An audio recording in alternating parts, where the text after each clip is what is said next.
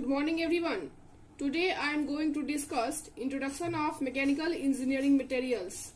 In present day of complex technology, एक engineer का primary job क्या होता है?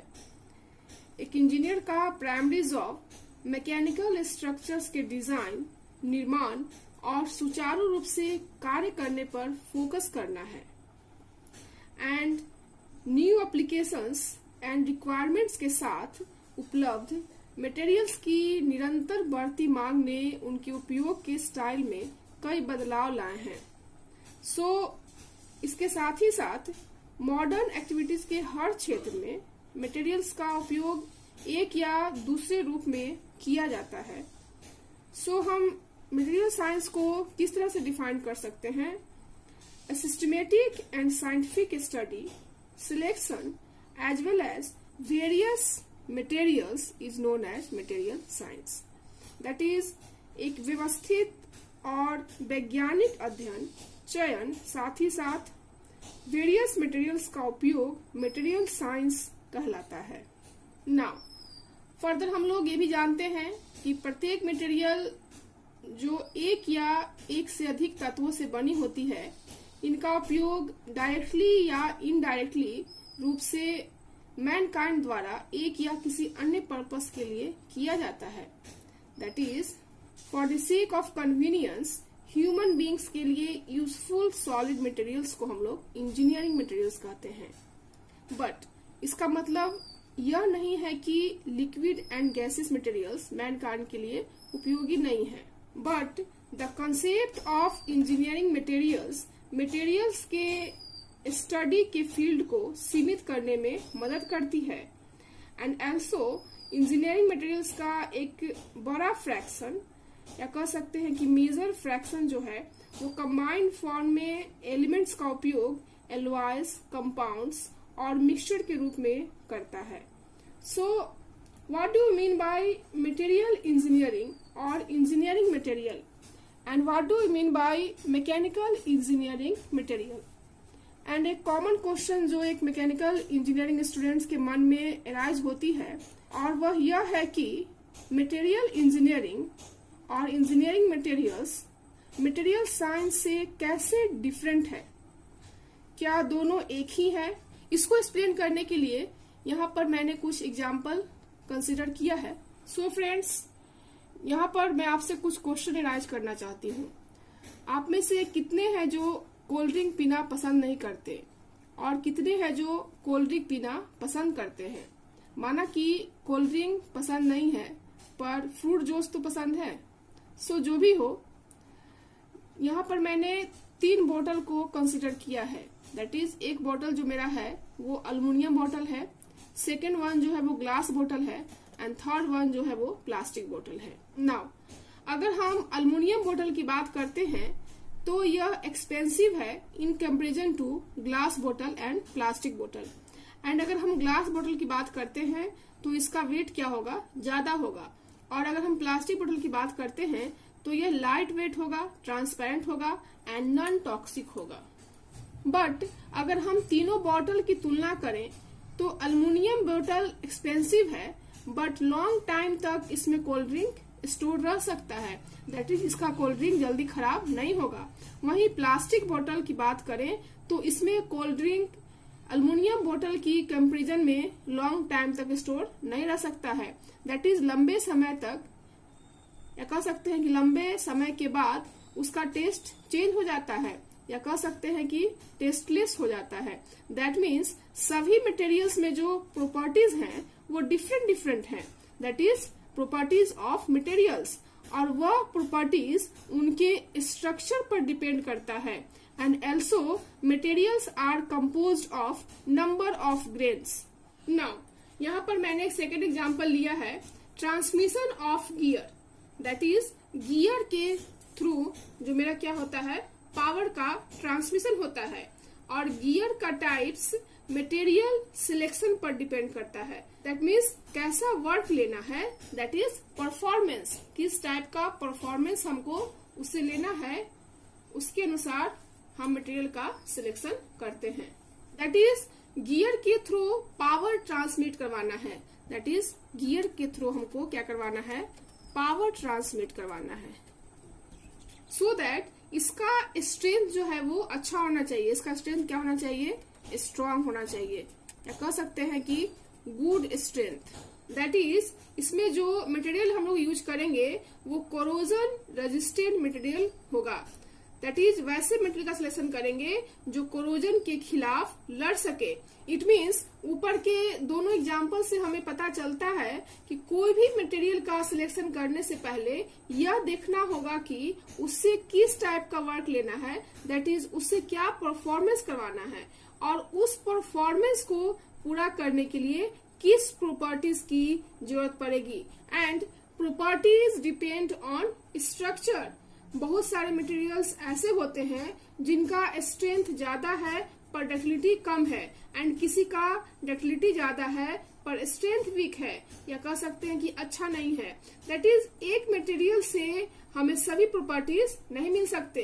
दैट इज प्रोपोर्शन को इम्प्रूव करना पड़ेगा, दैट इज स्ट्रक्चर को इम्प्रूव करना पड़ेगा। That is there is a relation between structure and properties, और इन दोनों के बीच के रिलेशन को हम लोग मटेरियल साइंस कहते हैं। दैट इज मटेरियल का जो प्रॉपर्टी है और जो स्ट्रक्चर है, दोनों के बीच में क्या रिलेशन मौजूद है।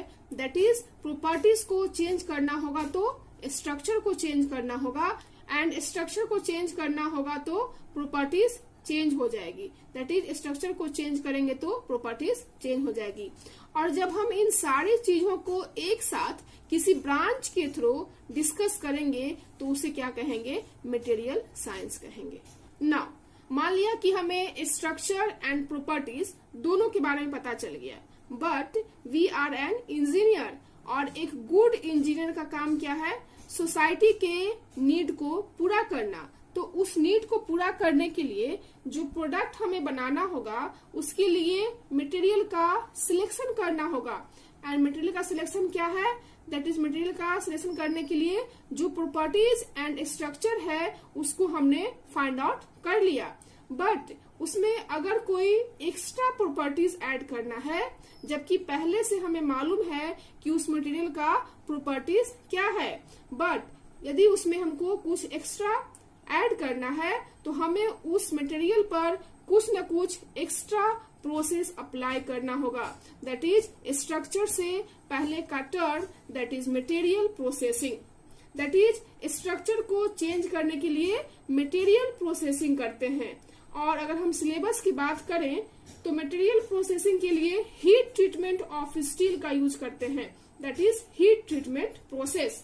That is heat treatment process का यूज करके हम किसी भी मटेरियल के स्ट्रक्चर को चेंज कर सकते हैं।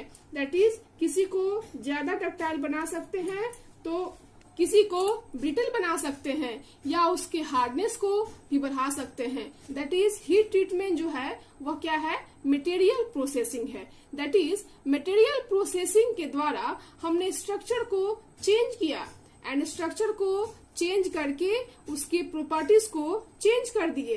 दैट इज जिस प्रकार का उससे काम लेना है, जिस प्रकार का उससे वर्क लेना है, उसके अनुसार प्रॉपर्टीज को चेंज करते हैं। That is based on performance. Material processing से स्ट्रक्चर में चेंज ला दिए, एंड स्ट्रक्चर चेंज करके मटेरियल के प्रॉपर्टीज को चेंज कर दिए, एंड इसके बाद परफॉर्मेंस, या कह सकते हैं कि परफॉर्मेंस कहाँ से निकला, प्रॉपर्टी से। प्रॉपर्टीज कहाँ से निकला, स्ट्रक्चर से, एंड स्ट्रक्चर कैसे चेंज कर सकते हैं, मटेरियल प्रोसेसिंग से। दैट इज इन चारों के बीच, that is processing, structure, properties and performance के बीच जो रिलेशनशिप होगा वह मटेरियल इंजीनियरिंग कहलाएगा, या कह सकते हैं कि इंजीनियरिंग मटेरियल कहलाएगा। दैट इज यहाँ पर ये क्लियर हो गया कि मटेरियल साइंस केवल relation between properties and structure के बीच में बता रहा है, बट मटेरियल इंजीनियरिंग इन चारों के बीच का रिलेशनशिप है। नाउ ऑलरेडी जो हम मटेरियल साइंस में पता कर चुके हैं कि कि स्ट्रक्चर एंड प्रॉपर्टीज के बीच में क्या रिलेशन है, उसी को हम दूसरे तरीकों से या न्यू फॉर्म में हम डिजाइन कर सकते हैं। दैट इज अगर कोई डिफरेंट प्रॉपर्टी चाहिए या एक्स्ट्रा प्रॉपर्टी चाहिए तो आप उसको चेंज कर सकते हो। दैट इज हीट ट्रीटमेंट की मदद से आप उसके प्रॉपर्टीज को चेंज कर सकते हो। सो ये सारे जिस ब्रांच में इन्वॉल्व होते हैं उसे इंजीनियरिंग मटेरियल कहते हैं, और इन्हीं में हमारे सब्जेक्ट का पूरा सिलेबस छिपा हुआ है। नाउ अगर हम सिलेबस की बात करें तो यूनिट 1 में हम engineering materials and their properties को एक्सप्लेन करेंगे। That is mechanical properties, electrical properties, physical properties etc. Now unit 2 and 3 में हम लोग डिफरेंट मेटल्स एंड एलॉयज को एक्सप्लेन करेंगे। नाउ इन सिमिलर वे हम लोग यूनिट 4 में material processing that is heat treatment of steel को डिस्कस करेंगे। That is different methods of heat treatment of steels को डिस्कस करेंगे। दैट इज इन सारे चीजों को हम मटेरियल इंजीनियरिंग में डिस्कस करेंगे, और चूंकि हम लोगों का मेन फोकस हमारे ब्रांच पर रहेगा, दैट इज हमारा ब्रांच क्या है, मैकेनिकल, या कह सकते हैं किसी किसी का ऑटोमोबाइल। हेंस हम लोग आयरन पर ज्यादा फोकस करेंगे, इसलिए हमारे सब्जेक्ट का नाम दिया गया मैकेनिकल इंजीनियरिंग मटेरियल, जिसको कि हम लोग MEM के नाम से भी जानते हैं। दैट इज जो इंजीनियरिंग मटेरियल मैकेनिकल कंपोनेंट्स में यूज हो उसी को स्टडी करते हैं, इसलिए इसका नाम हुआ मैकेनिकल इंजीनियरिंग मटेरियल। सो हम कह सकते हैं कि मटेरियल साइंटिस्ट द्वारा नए नए मटेरियल का इन्वेंशन करना है, and in mechanical engineering material to create new products. That is जो मटेरियल ऑलरेडी एग्जिस्ट कर रहा है उसी मटेरियल्स को यूज करके आप कोई नया प्रोडक्ट का क्रिएशन कर सकते हो या नया टेक्नोलॉजी को क्रिएट कर सकते हो जो कि सोसाइटी के लिए बेनिफिशियल होगा और सोसाइटी की नीड्स को पूरा करेगा। सो फ्रेंड्स, इस तरह से मैंने इस लेक्चर में what is material science and what is mechanical engineering materials and how material science is differ from mechanical engineering material को explain किया। I hope आपको आज का वीडियो पसंद आया हो। So thank you so much for watching this video. Thank you.